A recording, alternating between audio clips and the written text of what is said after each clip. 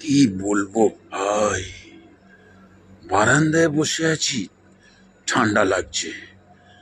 ঘরের ভেতরে বসে আছি, তাতেও ঠান্ডা লাগছে। সারা লাস্টে কি করলাম, লেপের ভেতরে ঢুকে গেলাম, তাতেও ঠান্ডা লাগছে। তাই জন্য আর আমি সহ্য করতে পারলাম না, তাই বারান্দায় থেকে ঘরের ভেতরে বাদ দিয়ে লেপ ছেড়ে দিয়ে বাইরে ঠান্ডায় বসে আছি। দেখি কত ঠান্ডা লাগে। তারপরে কি বলবো ভাই, আমার একটা ভাই ছিল, এখনো আছে, একসাথে কাজ করি, নাম রাহুল গুপ্তা। উফ, অমায়িক ছেলে মাইরি। ওর কাছে বললাম, ভাই একটা চা খাওয়াবি?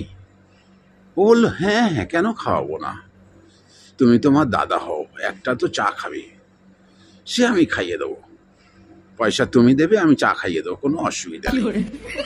শুনে কতটা খুশি হলাম বলো, কত ভালো ছেলে, ও আমাকে চা খাইয়ে দেবে বলে এক কথায়, শুধু এক কথায় বললো যে তুমি পয়সা দিয়ে দেবে, আমি তোমার চা খাইয়ে দেবো। তাহলে ভাবো কতটা ভালো ভাই আমার। আমি আগে জানতে পারিনি বা আগে বুঝতে পারিনি যে আমার ভাই রাহুল গুপ্তা এত ভালো ছেলে হয়ে গেছে।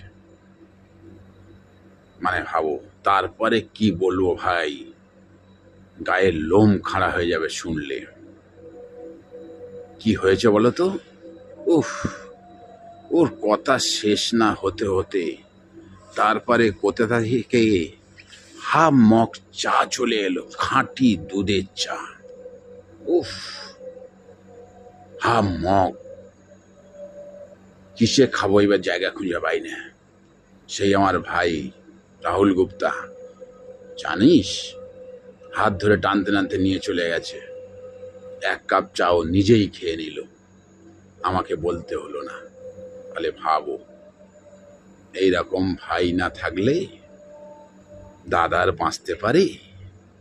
সবাইকে যেন, সবার দরকার এরকম ভাই, যে দাদাকে না খাইয়ে নিজে খেয়ে নেবে। এরকম ভাই থাকলে তবে দাদার উন্নতি হবে। কি তোর এরকম ভাই আছে? আমি কপাল গুনে ভাই পেয়েছি। তোর আছে? নেই। আমি কপাল গুনে ভাই পেয়েছি। তবে আর জন্মের কোনো সময় হয়তো ভালো কাজ করেছিলাম, তাই এরম ভাগ্যবান না হয়ে সৌভাগ্য পেয়েছি আমি। এরকম ভাই, নাম হচ্ছে রাহুল গুপ্তা।